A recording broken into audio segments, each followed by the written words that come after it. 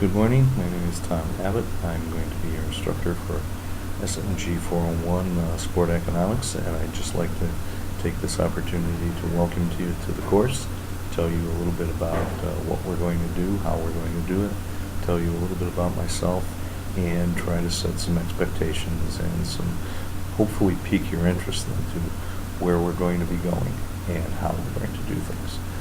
First, a little bit about me. I am currently the program manager for the business administration program here at Post, but I also cross over and teach in the sport management program. I've taught SMG 401 for every offering since inception. I was one of the prime authors of the course, and I still try to keep it as up to date and to be as accurate and current as possible. Got a long background in sports. I've been in tennis. I've been competing in tournament tennis for over 50 years, so that'll give you a little reflection into how old the gray beard really is. I played college soccer at the Division I level. I've been involved in coaching, playing. I've been involved in amateur sport. I have family members who've been involved in sport at all levels. Have a daughter who works at ESPN in production. Gotten to see a lot, and as you can tell, sports is a big part of my life. And for most of you who are taking this course, sports is probably a big part of your life too. And one of the things that is going to happen then is something I'd like to start right off with warning everybody about. And please don't take the word warning too seriously, as in something bad's going to happen. But what I'm talking about is maybe just one of the things we're going to have to do in this course is change our perspective a little bit.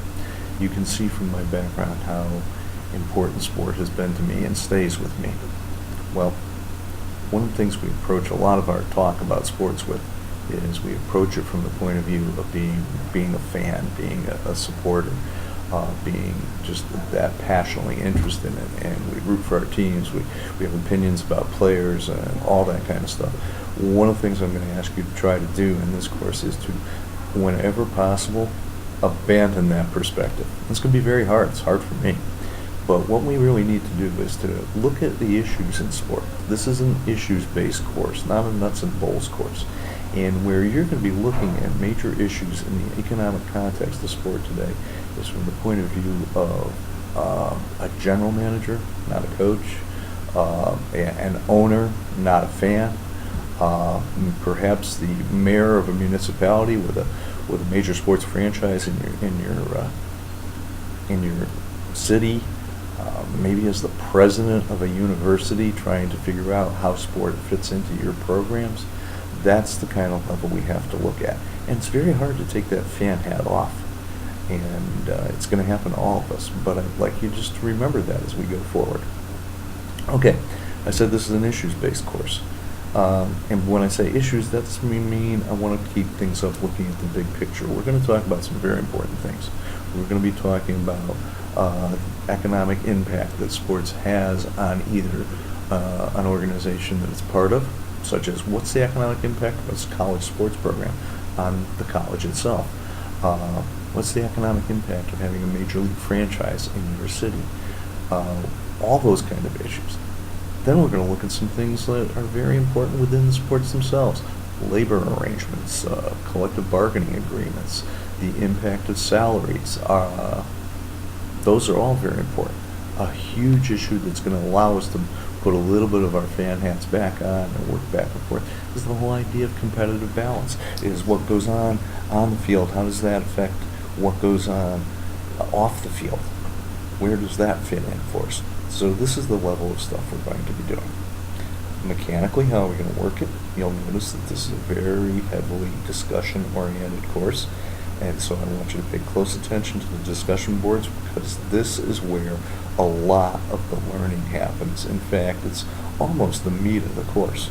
So my request to you is that you participate early in the week if you can, that you participate often, that you participate thoughtfully, and remember that all the discussion boards are graded. and I will do my best to get back to you within just a couple of days of the discussion board closing down on the weekend. And I do not just assign a numerical grade. I try to give everybody a little constructive or maybe critical feedback early in the week, so you really know how you're going and where things are progressing for you. All right, I don't believe just in assigning a number. The other thing you'll notice, I try to base things on written analysis, not so much quizzes and what do you know for facts, but I'm truly looking in the fact that this is a 400 level course at some critical thinking, some real writing and communication, ways for you to develop and display your upper level skills in not just sport management, but in all business communication.